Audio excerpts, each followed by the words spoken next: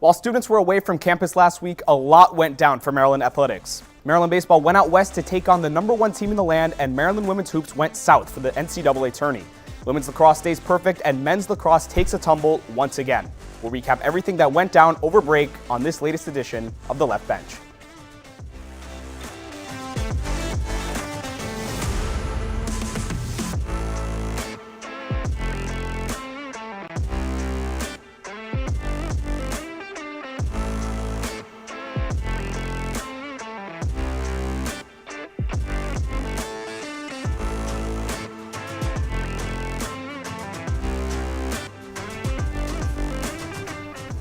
Welcome back to The Left Bench, brought to you by Terrapin Sports Central. I'm Jona Jancewicz, and right next to me is my partner, Benji Kaufman.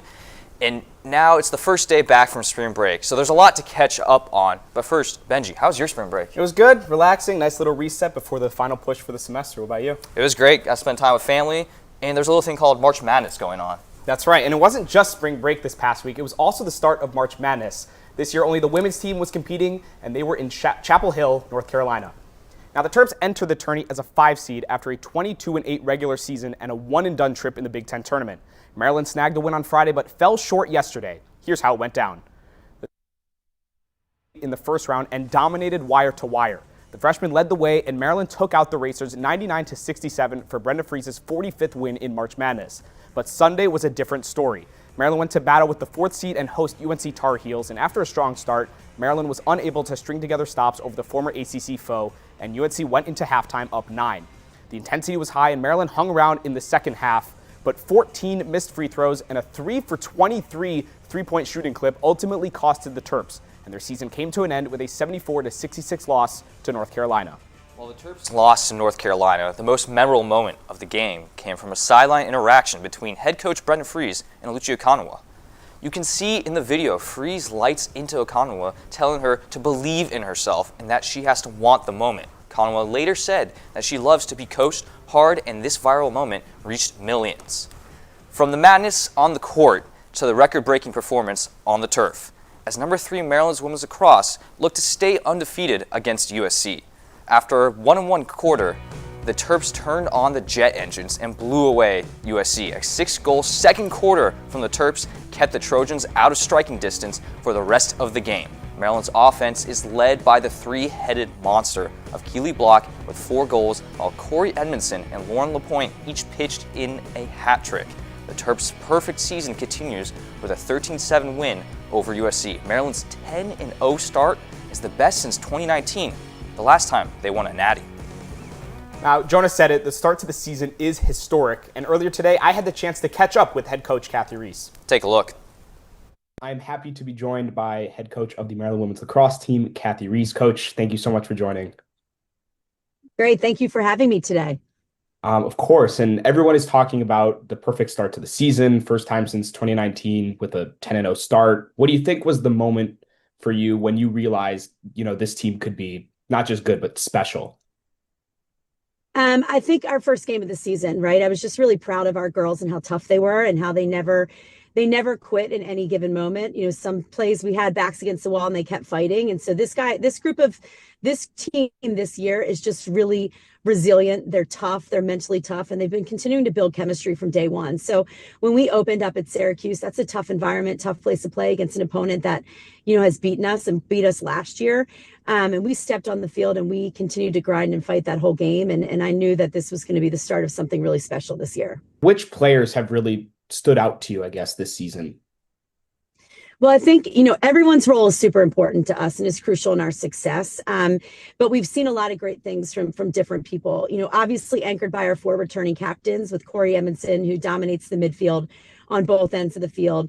On defense, Kennedy Major, Nevo Farrell have been leading the way along with Maddie Sterling, as those 3 are here for their senior and 5th years. So those 3 have been huge leaders for us on the defensive end. And then we added in 2 transfers on the offensive end, and Kristen Shanahan and Keely Black, that have stepped up alongside Lauren LaPointe, who is just, I've said this about her from day one. She has continued to grow and impress us, doing some fantastic things on the field. So, these guys, and JJ's having a great sophomore season. Everybody. I could talk about every single player on our team from player 1 to 35. I'm just proud of all of their growth, their leadership, their commitment to each other, and their dedication to this program. And every single one of them has just played a huge part in this success, whether they're on the field for 60 minutes or not even on the field at all. They're all a huge part of our success so far this season. Now, you have another big game coming up, top 10 showdown at Johns Hopkins on Thursday. What do you think is the key to keeping the winning streak alive on Thursday? Well, where our focus this year has always been looking at one game at a time. The world of lacrosse is pretty crazy. There's a lot of upsets. You never know what's going to happen in any given day. And the only thing that we can control is us and our game and what we do and the effort we give when we step on the field. And so that's our really true focus as a team. And, our leadership crew has really taken that, run with it, emphasized it, and the players have really bought in. And so we just look to go 1-0 every game that we play. And so not really focusing on the past or the future, staying in the present. We've learned from our games so far this season. Yes, we've had great success so far this season, but Thursday's a new opportunity, and we're playing a really tough Hopkins team who we know is going to challenge us all over the field. And we need to be ready to go. And so no doubt that our Maryland group will be locked in, focused, ready, and ready to play and compete for our third Big Ten matchup of the season. You mentioned resiliency earlier, but what other skill set or character trait about this team that maybe people on the outside may not see initially make this team special? First and foremost, there's selflessness. Everybody here is about the team first. We have such a very strong team first mentality and recognize that we are great because of each other. And so you can see when you watch this group play, the celebrations they have for each other.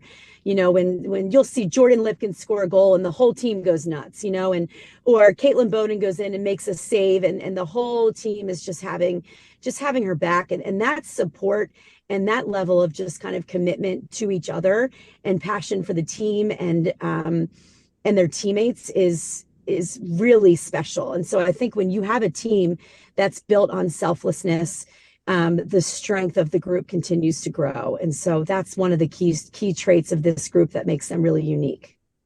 Awesome. That's all the time I got for you, Coach. Can't thank you enough for being here. Easy. Yeah, good luck on Thursday and the rest of the season. Great. Thanks so much.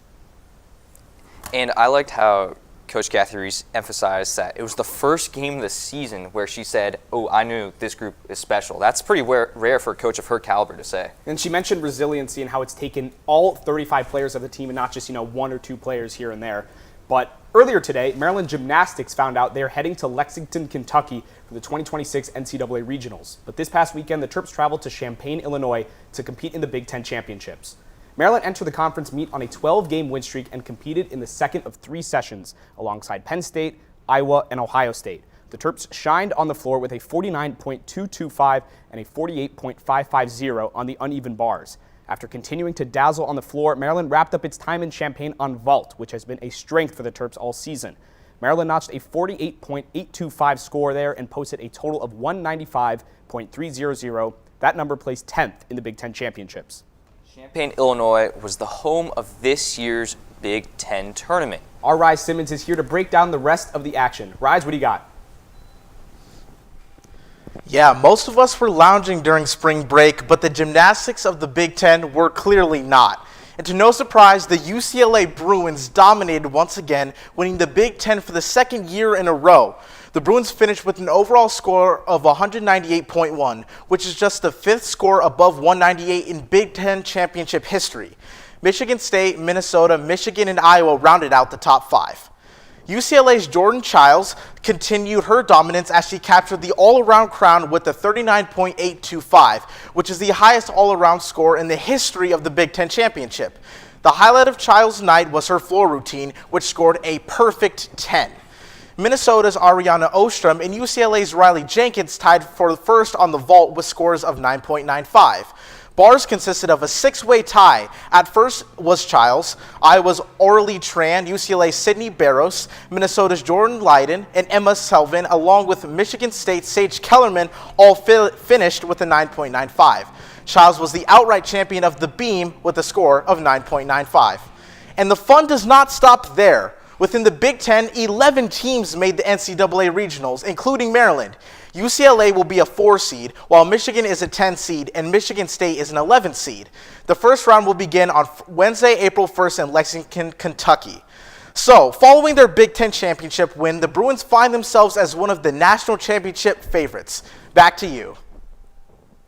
Thanks, Rise. And you're adding a team like UCLA to already a really strong conference in the Big Ten, and you just get a gauntlet for a team like Maryland. But don't sleep on the Terps. I mean, they're really strong on the vault. Maddie Komorowski in her senior year wants to go out with a bang. And of all the talent in the country, there's so much in the Big Ten that Rise just did a beautiful job highlighting. And Maryland is right there, and they're able to compete against these really tough teams. But the wins just keep on coming for Maryland women's tennis. Before sweeping Minnesota on Sunday, the Terps captured a massive win over 23rd-ranked Wisconsin on Saturday.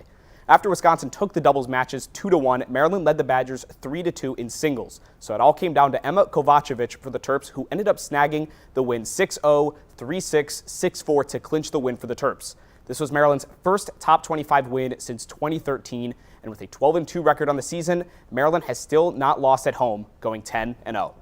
Now stick around, because we'll have another guest coming on, this time to talk about Maryland softball. We'll check in on Maryland baseball and men's lacrosse. Don't go anywhere.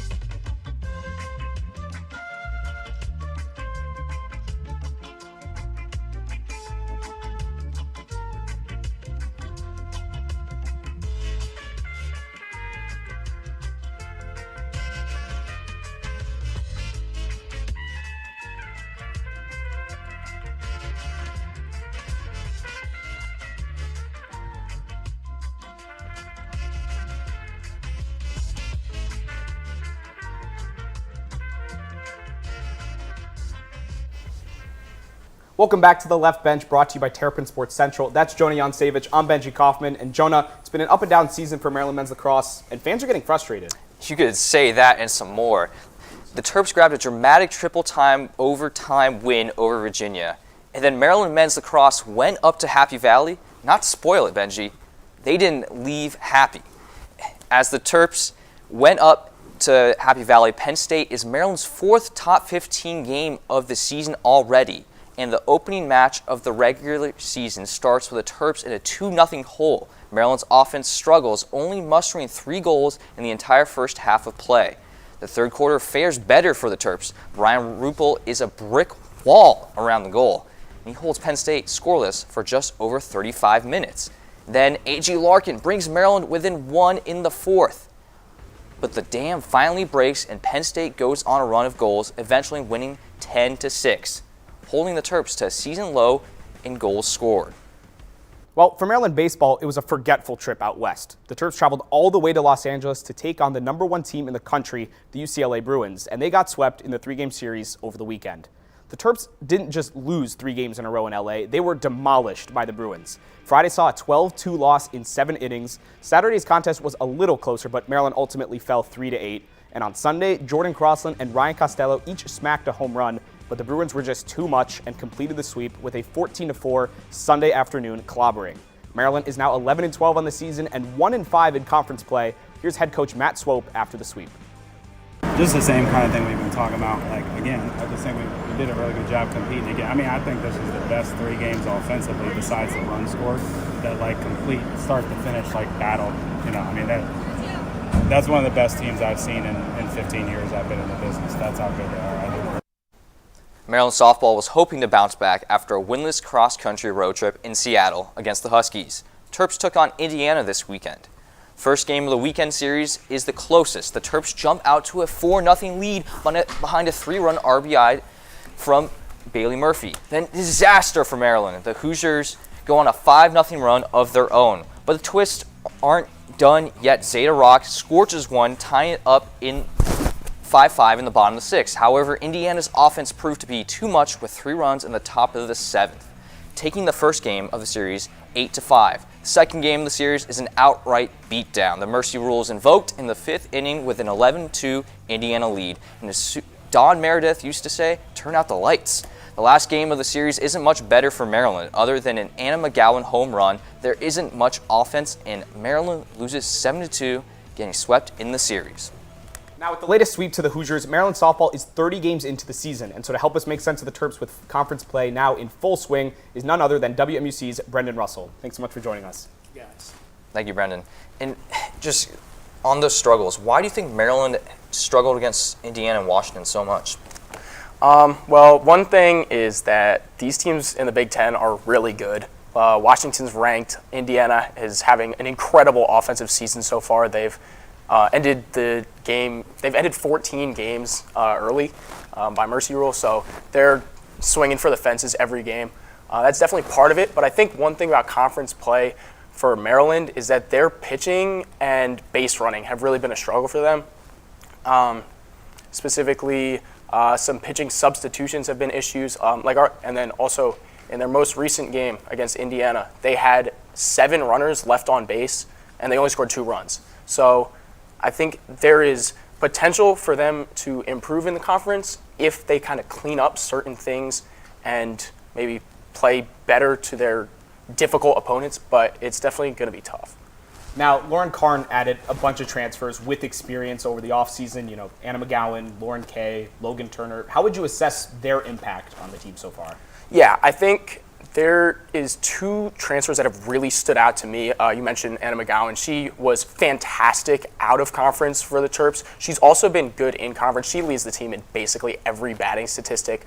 After not really playing last year, just transferring here and just becoming immediately one of our top batters, it's been really exceptional to watch. And then also another pitcher actually, Caitlin Olensky has been fantastic as well. She had 2 performances in the Indiana series that were pretty impressive for the first 4 innings, and then she started to struggle. Like I mentioned, some of the pitching substitutions are some questionable choices there, but she has shown flashes of being a really quality pitcher that the Terps can use for this season. And now that we're kind of in that stretch run of Big Ten play for the Terps, where does this team meet your preseason expectations?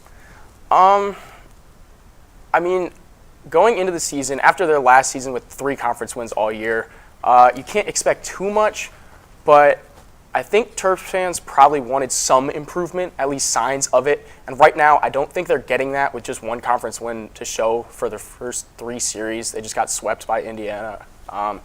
It's not great. It's not terrible. Like, they've had their moments. Holding Washington to 1 run was pretty impressive. Couldn't manage to get a run against them in that game. But they've definitely had moments of positivity, but I would say they're probably disappointing a little bit. And last question for you. 3 Big Ten series down in the books, going 1-8 in that stretch. What's it going to take to turn it around? I think it's going to be a lot of coaching improvements, just small tweaks that can help the team, such as subbing a pitcher an inning early so that they can be well rested for the next game and that they don't get tired and give up 3 runs, for example, in the 5th inning. And then the other thing is the base running has to improve. It's been an issue since out-of-conference play as well. And that's also something I think coaching can help. So I think it's definitely a big job to improve so drastically in such a tough conference. But I think Lauren Karn definitely can get this team turned around and get them winning again. Thanks, Brendan. It's always a pleasure.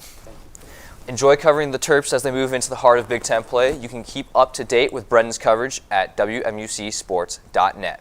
Now, don't go anywhere, because when we come back, we'll be playing a game in the spirit of March Madness. That's right, Jonah, and we'll, of course, have our honorary Terps and top 5 plays. Stay with us.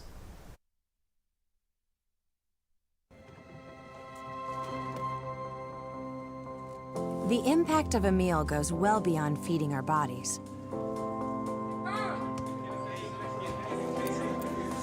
Because when people are fed, futures are nourished. Everyone deserves to live a full life. And with your help, together we can end hunger. Join the movement at feedingamerica.org/act now.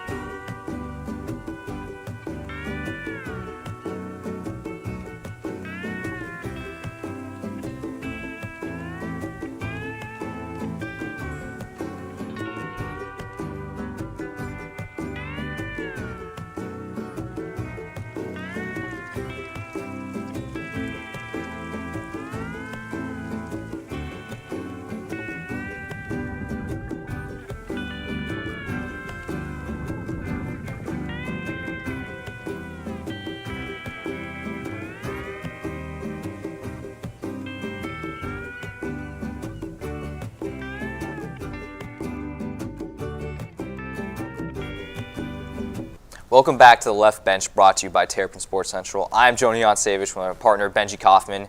Now, previously, me and Benji have argued with each other about Maryland sports takes. Today, we will have to be on the same side. You ready for that? That sounds great, Jonah. So, in the spirit of March Madness, we'll play a little game. The producers are going to present some iconic moments in Maryland men's and women's basketball history in the tournament. We're going to guess what years they're from. How does that sound? Sounds great. Let's do it. So, first one here, just looking at a bunch of pixels. That's a lot of pixels right there. I think we can tell who that is. I think we know who that is. Someone throwing a ball in the air. You know, I'm such a sports nerd that I think I could tell just off the score bug alone. Shout out to Gibson Hurt. We like all the score bugs in the world. And that looks like a 2002 NCAA score bug. Yeah, how about you? I'll agree with you there. That looks like Juan Dixon just throwing up the ball, saying the kids have done it. Yeah, so I think we can finalize that one. 2002 national championship for Maryland men's basketball right there. That sounds good. Let's see if we're, Yeah. Against Indiana, 2002, and Juan Dixon just letting it go for the win. Yep, the kids have done it. And that was before any of us were born, but it's still an iconic moment and one a lot of Maryland fans can't forget. Yep. So yeah, let's take a look Let's get the next one. Here. Ooh. This also looks pretty old, just based on like the court older. art. This looks like I'd say this is like late 2000s. Yep. Maryland women. I think this is women's basketball. Also, maybe when they won the championship, we kind of saw like a bunch of like pixels rushing half court. I don't know, because there wasn't blue jerseys out there. That didn't look like it was against Duke, which was the 2006 right, that's who they beat national in 2006. championship. So if we could see that one again, that would be great. I think one more look. I think one more look would be great, because that one has actually kind of stumped right there. Yeah, I think, but it does look old, mid 2000s. You kind of mentioned I would say similar court art. Yeah. Yeah, let's take another. Yeah, let's take another here. look at that. So that's an ESPN. So off a miss, and then we just see a bunch of players rushing half court. One looks like they bounce a ball. Oh man. I think I'll go with. I think that's 2006 when we had the first men's champion, now women's champion. I think it only makes sense. Yeah, I mean, like, I'm not too confident about this one, but I think 2006 has to be the play here. Yeah, I think our guess 2006. Yep, Maryland over Duke, NCAA championship, and just see everyone pure jubilation. Boston. That's awesome. Yeah, national champions. We saw the men's in the first segment. Now women's in the next. So let's go to number 3 here. Yeah, let's see it. Final one here. Let's see. Just a ton of pixels. Oh, man. I have an early guess for this one. I can see some green on there. Yep.